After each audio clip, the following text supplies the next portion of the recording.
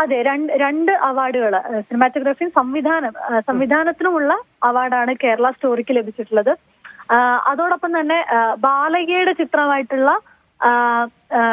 ഭഗവൻ കേസരിക്ക് മികച്ച തെലുങ്ക് സിനിമയായിട്ട് തിരഞ്ഞെടുക്കപ്പെട്ടിട്ടുണ്ട് ചിത്രം. തമിഴിൽ അതുപോലെ തന്നെ നേരത്തെ തന്നെ പറഞ്ഞതുപോലെ തന്നെ പാർക്കിംഗ് എന്ന ചിത്രത്തിനാണ് അവാർഡ് ലഭിച്ചിട്ടുള്ളത്.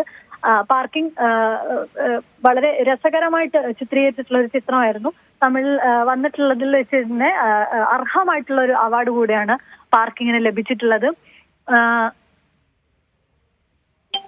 അതോടൊപ്പം തന്നെ GV പ്രകാശ് കുമാറിന് മികച്ച സംഗീത സംവിധായകനുള്ള അവാർഡും ലഭിച്ചിട്ടുണ്ട്.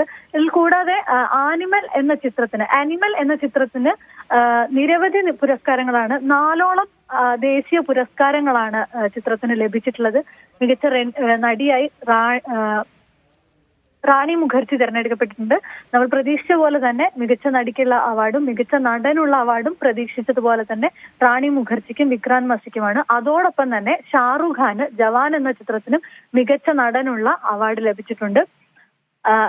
മുൻപ് പറഞ്ഞതുപോലെ തന്നെ റോക്കി ഓർ റാണിക്ക് പ്രേം കഹാനി എന്ന ചിത്രത്തിനും മികച്ച ജനപ്രിയ ചിത്രത്തിനുള്ള അവാർഡ് ലഭിച്ചിട്ടുണ്ട്. മികച്ച ചിത്രമായി തിരഞ്ഞെടുക്കപ്പെട്ടത് 12th ഫെയിൽ ആണ്.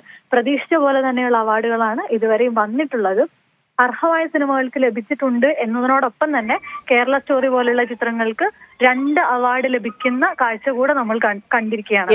ചന്ദ്ര, ഇവിടെ ഈ വിക്രാന്ത് മാസിയുടെ കാര്യം ഓർക്കുമായിരുന്നു. അദ്ദേഹം എനിക്ക് തോന്നുന്നു കരിയറിൽ നിന്ന് മാറി നിൽക്കുന്ന ഒരു സമയം കൂടിയാണ്, ഒരു ബ്രേക്ക് എന്നൊക്കെയുള്ള രീതിയിൽ അദ്ദേഹം ഒരു 12th ഫെയിലിന് ശേഷം അദ്ദേഹം അങ്ങനെ സിനിമയിൽ നിന്ന് പൂർണ്ണമായി മാറുന്ന ഒരു സമയത്താണ് ഈ അവാർഡ് തേടിയെത്തുന്നത്. അപ്പം അദ്ദേഹത്തിന്റെ ചിത്രങ്ങളെ അല്ലെങ്കിൽ 12th ഫെയിൽ ഉൾപ്പെടെയുള്ള അദ്ദേഹത്തിന്റെ അഭിനയം ഈ ഒരു അവാർഡിലൂടെ അദ്ദേഹം തിരിച്ചു വരുമോ എന്നൊക്കെ അറിയേണ്ടതുണ്ട്. ഒപ്പം തന്നെ വിവാദമാകാൻ പോകുന്നത് സ്വാഭാവികമായിട്ടും വളരെ പ്രധാനപ്പെട്ട 2 അവാർഡുകൾ കേരള സ്റ്റോറിക്ക് കൊടുത്തു എന്നതായിരിക്കില്ല, അതൊക്കെ ആയിരിക്കില്ലേ വരും ദിവസങ്ങളിലെ ചർച്ച?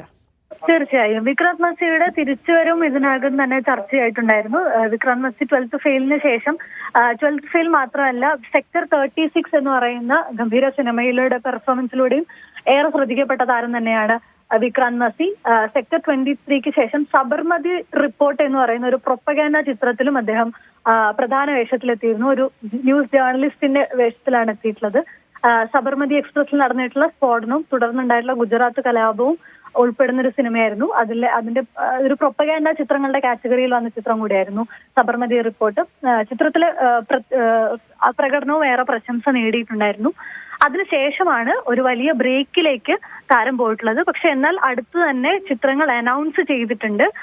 റോമിയോ എന്ന ചിത്രം ചിത്രീകരണം പൂർത്തിയാക്കുകയും 2 ചിത്രങ്ങൾ യാർ ജിർഗി, താൽക്കനോമേക് എന്ന് പറഞ്ഞ 2 ചിത്രങ്ങൾ പോസ്റ്റ് പ്രൊഡക്ഷനിൽ നിലവിലുണ്ട്. അദ്ദേഹം തിരിച്ചു വരും എന്ന് തന്നെയാണ് പ്രതീക്ഷിക്കാവുന്നത്.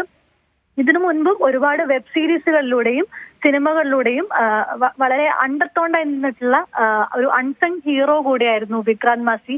Lipstick under my Burkha, Chhapaak തുടങ്ങിയിട്ടുള്ള സിനിമകളിലൂടെ ഏറെ ശ്രദ്ധ നേടിയിട്ടുള്ള താരം കൂടിയായിരുന്നു. അദ്ദേഹത്തിന് വലിയ രീതിയിൽ ഒരു നാഷണൽ അവാർഡിൽ നേട്ടമുണ്ടാക്കാൻ സാധിച്ചിട്ടുള്ളത് വലിയ കാര്യം തന്നെയാണ്. ഇതൊരു നല്ല മടങ്ങിവരവുമായി കൂടെ സിനിമാ ലോകം കാണുകയാണ്.